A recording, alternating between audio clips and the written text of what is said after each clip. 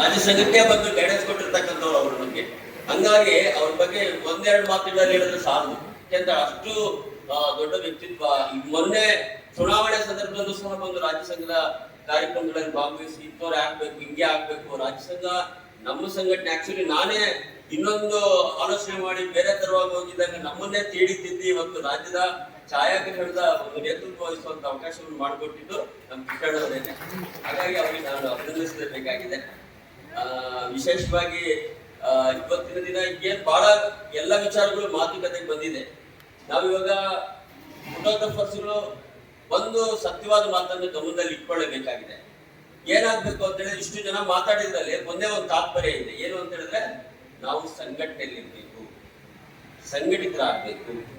ಸಂಘಟನೆಯಿಂದ ಹೊರಗಡೆ ಹೋದ್ರೆ ಖಂಡಿತ ನಮ್ಗೆ ಹುಡುಗಾರಿ ಇಲ್ಲ, ನಾವು ಉಳಿಯೋಕ್ ಸಾಧ್ಯ ಇಲ್ಲ. ಇವತ್ತಿನ ಪರಿಸ್ಥಿತಿ ಹೇಗಿದೆ ಅಂದ್ರೆ ವೃತ್ತಿಪರರು ಬಹಳ ಕಷ್ಟದ ಪರಿಸ್ಥಿತಿಯಲ್ಲಿದ್ದಾರೆ.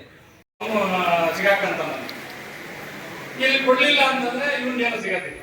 ಅಂದ್ರೆ ಹುಚ್ಚು ಬಿಡಲ್ಲ, ಮದುವೆನೂ ಆಗಲ್ಲ. ಎರಡು ಹುಚ್ಚು ಬಿಡೋರ್ಗು ಮದುವೆ ಆಗಲ್ಲ, ಮದುವೆ ಆಗೋರ್ಗು ಹುಚ್ಚು ಬಿಡಲ್ಲ ಅಂತಲ್ಲ, ಹಾಗೆ ಹುಚ್ಚು ಬಿಡಲ್ಲ, ಮದುವೆನೂ ಆಗಲ್ಲ. ಆ ತರ ಪರಿಸ್ಥಿತಿ ಇವೆಲ್ಲ. ಏನು ಅಂದ್ರೆ ಸುಮ್ಮನೆ ಆಕಸ್ಮಿಕವಾಗಿ ಮೊನ್ನೆ ಒಂದು ವಾರ್ತಾಕ್ಕೆ ಕೊಡ್ತಾರೆ, ಇಂಕೋರ್ಟ್ ವರ್ಗದವರಿಗೆ ಪತ್ರಕರ್ತರಿಗೆ ಕಿಟ್ ಕೊಡ್ತೀವಿ ಅಂತ. ನಾನು ಯಾಕೆ ಹೇಳ್ತಾ ಇದ್ದೀನಿ ಅಂತಂದ್ರೆ, ಸರ್ಕಾರದ ಆಗೋದಿಲ್ಲ ಅಲ್ಲ, ಕಿಟ್ ಕೊಡ್ತೀವಿ ಅಂತ. ನಮ್ದು ಕಂಪ್ಯೂಟರ್ ಅದು ಇದು ಎಲ್ಲ ಕಿಟ್ ಕೊಡ್ತೀವಿ ಅಂತ ನಾನೊಂದು ಜನಕ್ಕೆ ಕೇಳಿದೆ. ನಾನು ನೋಡಿರ್ಲಿಲ್ಲ, ತಂದ ಒಂದು ಜನ ಕೇಳಿದೆ, ನೋಡ್ರಿ ಯಾಕೆ ಬ್ಯಾಕ್ವರ್ಡ್ ಕಮ್ಯುನಿಟೀಸ್ಗೆ ಪತ್ರಕರ್ತರಿಗೆ ಸಿಗುತ್ತಂತೆ. ಯಾರೋ ಒಬ್ರು ಹಾಕಿದ್ರು, ಸರ್ ಅದ್ರಲ್ಲಿ ಒಂದು ಕ್ಲಾಸ್ ಇದೆ. ಏನಂದ್ರೆ ಮಾನ್ಯತೆ ಪಡೆದ ಪತ್ರಕರ್ತರಿಗೆ. ಮಾನ್ಯತೆ ಪಡೆದ ಪತ್ರಕರ್ತರು ಎಷ್ಟು ಜನ ಇದ್ದಾರಪ್ಪ ಅಂತಂದ್ರೆ ಒಂದು 5 ಜನ 6 ಜನ ಸಿಗ್ತಾರೆ. ಅದ್ರಲ್ಲಿ 4-5 ಜನ ಇರ್ತಾರೆ. ಅವ್ರು ಇರೋದಿಲ್ಲ, ಅವ್ರು ಸಿಗೋದಿಲ್ಲ. ಹೆಸರೇನು ಪತ್ರಕರ್ತರಿಗೆ ಕಿಟ್ ಕೊಡ್ತಾರೆ, ಬತ್ಪಾತ್ ಕೊಡ್ತಾರೆ, ಎಲ್ಲ ಕೊಡ್ತಾರೆ. ಬತ್ಪಾತ್ ಸಿಗದೆ ನಾವು ಒಂದು 10 ಜನ ಸಿಕ್ಕದೆ ಕೋಲಾರ ಡಿಸ್ಟ್ರಿಕ್ಟ್ ಹೆಚ್ಚಿತ್ತು. ಅಂದ್ರೆ ಈ ತರ ಸರ್ಕಾರದ ಯೋಜನೆಗಳು ಯಾವುದು ಕೂಡ ನಂಬ್ಕೊಳಕ್ ಹೋಗ್ಬೇಡಿ ಸರ್ಕಾರ. ಇದೆಲ್ಲದರ ಮಧ್ಯೆ ನನಗೊಂದು ಖುಷಿ ಏನಪ್ಪಾ ಅಂತಂದ್ರೆ, ಕೆಲವು ಸಂಘಗಳ ಬಗ್ಗೆ ನನಗೆ ಒಂದು ಅತೀವವಾದಂತ ಅಭಿಮಾನ. ಅದರಲ್ಲಿ ನಮ್ಮ ನಮ್ಮ ಫೋಟೋಗ್ರಾಫರ್ಗಳ ಸಂಘ ಕೃಷ್ಣ ಮತ್ತೆ ನಮ್ಮ ರಂಗನಾಥ್ ಜೋಡೆ ತಂದು ಅವರಿಬ್ರು ಕೆಲಸ ಮಾಡೋದು. ಇಲ್ಲಿ ಬಂದು ಆಮೇಲೆ ಕೃಷ್ಣ ಹೇಳಿದ್ರು, ಇಲ್ಲಿ ಬಿಟ್ಟು ಫ್ರೀಯಾಗಿ ಕೊಡ್ತಾರೆ ನಮ್ಗೆ ಅಮಾವಾಸ್ಯೆ ದಿವಸ. ಕೊಡ್ತೇ ನಮ್ಮ ಕೃಷ್ಣ ಬಿಡ್ತಾನೆ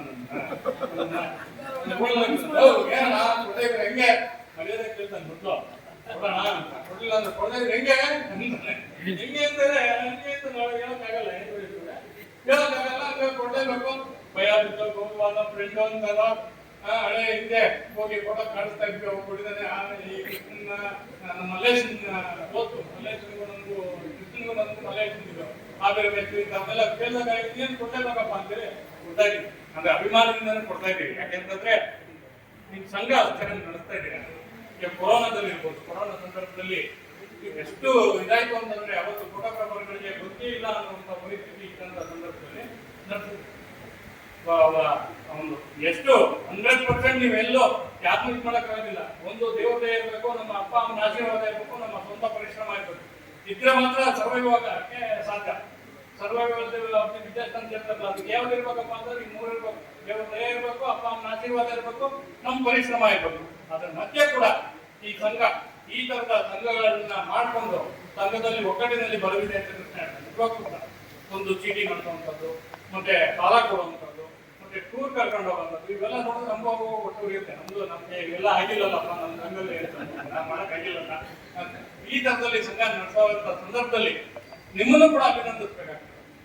ಯಾವುದೋ ಒಂದು ಸಣ್ಣ ಡಿಫ್ರೆನ್ಸ್ ಬಂತು ಅಂತ ಹೇಳಿ ಇತ್ತೀಚಿನ ದಿವಸಗಳಲ್ಲಿ ಸಣ್ಣ ಒಂದು ಡಿಫ್ರೆನ್ಸ್ ಬಂತು ಅಂತಂದ್ರೆ ಆ ಸಂಘನೆ ಹೊಡಿಬೇಕು, ಇನ್ನೊಂದು ಮಾಡ್ಕೋಬೇಕು, ನಾವು ಬೇರೆ ಹಾಕ್ಬೇಕು, ನಮ್ಮ ಇದರಲ್ಲಿ ಮುಗಿಸ್ಬೇಕು ಅನ್ನೋಂಥ ಮನೋಭಾವಗಳೇ ಜಾಸ್ತಿ ಇರುವಂತಹ ಸಂದರ್ಭದಲ್ಲಿ ಯಾವುದೇ ಡಿಫ್ರೆನ್ಸ್ ಬಂದ್ರು ಕೂಡ ಯಾವುದೇ ಪ್ರಲೋಭನೆಗಳಿಗೆ ಒಳಗಾಗದೆ ನೀವು ಸಂಘ ಉಳಿಸ್ಕೊಂಡಿದ್ದೀರಲ್ಲ, ಮತ್ತೆ ರಂಗನಾಥ್ಗೆ ಸಹಕಾರ ಕೊಡಿರಲ್ಲ, ಅದಕ್ಕೋಸ್ಕರ ನಿಮಗೂ ಕೂಡ ಅಭಿನಂದನೆಗಳನ್ನ ಸಲ್ಲಿಸಬೇಕಾಗ್ತದೆ. ಈ ರೀತಿಯ ಸಂಘವನ್ನು ಇವಾಗ ನಾಗೇಶ್ ಅವರನ್ನ ಕೇಳ್ತಾ ಇದ್ದೆ, ಆಶ್ರಯ ಅವರೇ ಮಾತಾಡ್ತಾರೆ. ನಾನು ಎಲ್ಲ ಡೀಟೇಲ್ಸ್ ಹೇಳಿದ್ರು.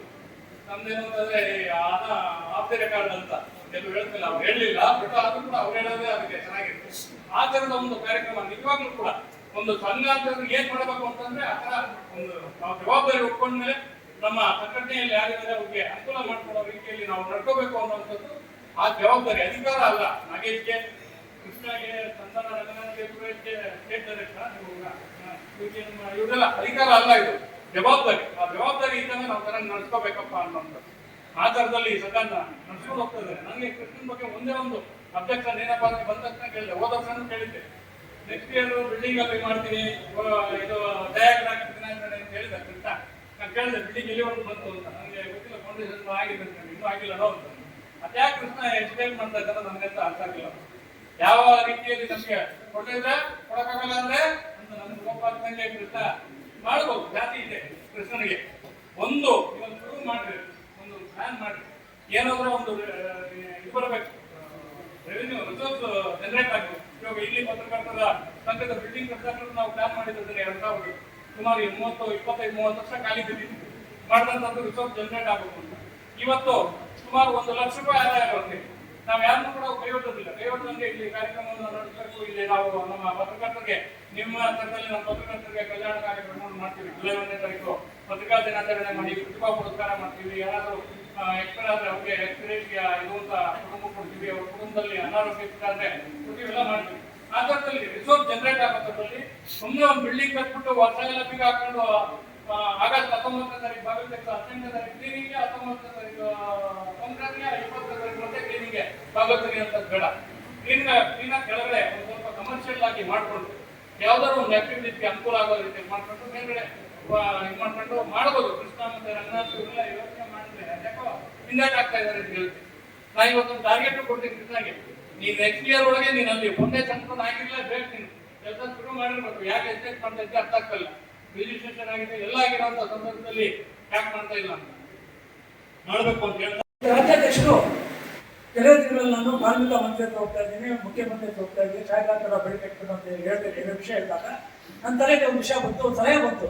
ಆ ಸಲಹೆ ಕೋಲಾರ ನಗರದಿಂದ ಶುರುವಾಗಿ ಯಶಸ್ವಿಯಾಗಿ ಅನುಷ್ಠಾನ ಆಗಿದೆ.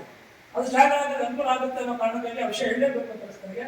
ಯಾಕಂದ್ರೆ ನೀವು ಕಾರ್ಮಿಕ ಮಂತ್ರಿ ಮತ್ತೆ ಮುಖ್ಯಮಂತ್ರಿ ತಗೊಂಡಾಗ ಈ ವಿಷಯವನ್ನು ಪ್ರಸ್ತಾಪ ಮಾಡಿದ್ರೆ ಖಂಡಿತವಾಗಿ ನಿಮ್ಗೆ ಅನುಕೂಲ ಆಗುತ್ತೆ ಅಂತ ನಿಮಗೆ ಒಳಮನಸ್ಸು ಹೇಳ್ತು. ಹಾಗಾಗಿ ಈ ಸಲಹೆ ನಿಮ್ಗೆ ಕೊಡಕ್ಕೆ ಇಷ್ಟಪಡ್ತೀನಿ. ಏನಪ್ಪಾ ಅಂದ್ರೆ, ಕೋಲಾರದಲ್ಲಿ ಕೆ.ವಿ. ಸುರೇಶ್ ಕುಮಾರ್ ಅಂತ ನಿಮ್ಗೆಲ್ಲ ಗೊತ್ತಿದೆ. ಆಟೋ ಚಾಲಕರ ಬಗ್ಗೆ ಅವರು ತುಂಬಾ ಕಾರ್ಮಿಕ ಹೋರಾಟ ಮಾಡ್ತಾ ಇದ್ದಾರೆ. ಅವರು ಒಂದು 5 ವರ್ಷದಿಂದ ಆಟೋ ಚಾಲಕರಿಗೆ ಒಂದು ಪ್ರತ್ಯೇಕವಾದ ಒಂದು ನಿಧಿ ಮಾಡಬೇಕು, ಅವರಿಗೆ ತೊಂದರೆ ಆಗಲ್ಲ, ಆಶ್ರಯ ಆದಾಗ ಅನುಕೂಲ ಮಾಡ್ಕೊಡ್ಬೇಕು ಅಂತ ಒಂದು ಯೋಜನೆಯನ್ನ ಮಾಡಿ ಗೌರ್ಮೆಂಟ್ ಹತ್ರ ಹೋರಾಡ್ತಾ ಇರ್ತಾರೆ. ಕಾರ್ಮಿಕ ಮಂತ್ರಿ ಹತ್ರ ಕೂತ್ಕೊಂಡಾಗ ಕಾರ್ಮಿಕ ಮಂತ್ರಿ ಹೇಳ್ತಾರೆ, ನಮ್ಮ ಆಫೀಸರ್ ಹೇಳ್ತಾರೆ, ಆ ಆಫೀಸರ್ ಕೋಲಾರದ ಜಿಲ್ಲಾಧಿಕಾರಿ ಆಗಿದ್ದಾರೆ, ಅವ್ರು ಕೂಡ ಅಲ್ಲಿರ್ತಾರೆ. ಅವ್ರು ಹೇಳ್ತಾರೆ, ಇಲ್ಲ ಸರ್ಕಾರ ಬೇರೆ ಬೇರೆ ಸ್ಕೀಮ್ಗಳು ಮಾಡ್ಬಿಟ್ಟಿದೆ, ನಿಮಗೆ ಪ್ರತ್ಯೇಕವಾಗಿ ನಾವು ಹಣ ಇಡೋದಕ್ಕಾಗೋದಿಲ್ಲ ಕಚೇರಿಯಿಂದ, ಸರ್ಕಾರದ ಖಜಾನೆಯಿಂದ, ಯಾವ ರೀತಿ ಮಾಡಬಹುದು ಅಂತ ಹೇಳಿದಾಗ ಕೆ.ವಿ. ಸುರೇಶ್ ಕುಮಾರ್ ಅವರು ಸರ್ಕಾರದ ಬಗ್ಗೆ ಒಂದು ಸಲಹೆಯನ್ನು ಕೊಡ್ತಾರೆ. ಏನಪ್ಪಾ ಸಲಹೆ ಅಂದ್ರೆ, ಕರ್ನಾಟಕದಲ್ಲಿ ಸಾರ್ವಜನಿಕ ಹಿತಾಸಕ್ತಿಗಾಗಿ ಬಳಸುವಂತ ಯಾವುದೇ ವೆಹಿಕಲ್, ಅದು ಆಟೋ ಆಗಿರ್ಬೋದು, ಟೆಂಪೋ ಆಗಿರ್ಬೋದು, ಟ್ಯಾಕ್ಸಿ ಆಗಿರ್ಬೋದು, ಬಸ್ ಆಗಿರ್ಬೋದು, ಯಾವುದೇ ಸಾರ್ವಜನಿಕವಾಗಿ ಓಡಿಸುವಂತ ಒಂದು ವೆಹಿಕಲ್ ಮಾರಾಟ ಮಾಡೋ ಸಂದರ್ಭದಲ್ಲಿ ಆ ಬಸ್ಸಿನ ಮೇಲೆ 1% ಟ್ಯಾಕ್ಸ್ ಹಾಕಿ ಆ ಟ್ಯಾಕ್ಸ್ ಅನ್ನ ಪ್ರತ್ಯೇಕವಾಗಿ ತಿಂದು ಅದನ್ನು ಚಾಲಕರಿಗೆ, ಆ ವಾಹನವನ್ನು ಓಡೋ ಚಾಲಕರಿಗೆ ಅದನ್ನ ಅನುಕೂಲ ಮಾಡ್ಕೊಳ್ಳಿ, ಅದನ್ನು ನಿಧಿಯಾಗಿ ಇಟ್ಟು ಮಾಡ್ಕೊಳ್ಳಿ ಅಂತ ಹೇಳೋದು, ಅದು ಸಲಹೆಯನ್ನು ಕೊಡ್ತಾರೆ. ಆಫೀಸ್ ಅಂತ ತುಂಬಾ ಇಷ್ಟ ಆಗುತ್ತೆ. ಯಾಕಂದ್ರೆ ಸರ್ಕಾರದಿಂದ ಒಂದು ರೂಪಾಯಿ ಕೂಡ ಖರ್ಚಾಗಲ್ಲ. ಖರ್ಚು ಮಾಡುವಂತವ್ರಿಗೆ ಒಂದು ವೆಹಿಕಲ್ ತಗೊಂಡ ಒಂದು 15 ಲಕ್ಷ 20 ಲಕ್ಷ ಒಂದು ವೆಹಿಕಲ್ ತಗೊಂಡ್ರೆ 1% ದೊಡ್ಡ ವಿಚಾರ ಕೂಡ ಆಗೋದಿಲ್ಲ. ಅದನ್ನ ಸರ್ಕಾರ ಹಾಕಿ ಅದನ್ನೆಲ್ಲ ಒಂದು ಕ್ರೋಢೀಕರಿಸಿ ಆ ಚಾಲಕರಿಗೆ ಒಂದು ನಿಧಿಯನ್ನ ಮಾಡಿ ಇವತ್ತು ಅದನ್ನು ದೊಡ್ಡ ಮಟ್ಟದಲ್ಲಿ ಅದನ್ನ ಇವತ್ತು ಅನುಕೂಲ ಕೊಡ್ತಾ ಇದ್ದಾರೆ. ಅದೇ ರೀತಿ ಛಾಯಾಗ್ರಾಹಕರು ಕರ್ನಾಟಕ ರಾಜ್ಯದಲ್ಲಿ ಸೇಲ್ ಆಗುವಂತ ಪ್ರತಿ ಕ್ಯಾಮ್ರಾ, ಅದು ಯಾವುದೇ ತರಹದ ಕ್ಯಾಮ್ರಾ ಆಗಿರ್ಬೋದು ಮತ್ತೆ ಮೊಬೈಲ್ ಆಗಿರ್ಬೋದು, ಆ ಮೊಬೈಲ್ ಮೇಲೆ ಕ್ಯಾಮ್ರಾ ಇರುವಂತ ಮೊಬೈಲ್ ಮೇಲೆ 1%, ಇದು ದೊಡ್ಡ ವಿಚಾರ ಅಲ್ಲ. ಈಗ ನಾನು 20,000 ರೂಪಾಯಿ ಕೊಟ್ಟು ಮೊಬೈಲ್ ತಗೋತೀನಿ ಅಂದ್ರೆ 200 ರೂಪಾಯಿ ಕೊಡೋದು ನಮ್ಗೆ ದೊಡ್ಡ ವಿಚಾರ ಆಗೋದಿಲ್ಲ. ಅದು ಹೊರಗೆ ಕೂಡ ಆಗೋದಿಲ್ಲ. ಕರ್ನಾಟಕದಲ್ಲಿ ಪ್ರತಿನಿತ್ಯ 1000 ಮೊಬೈಲ್ಗಳು ಸೇಲ್ ಆಗ್ತಾ ಇದೆ. ಅದೇ ರೀತಿ 100 ಕ್ಯಾಮ್ರಾಗಳು ಕೂಡ ಸೇಲ್ ಆಗ್ತಾ ಇದೆ.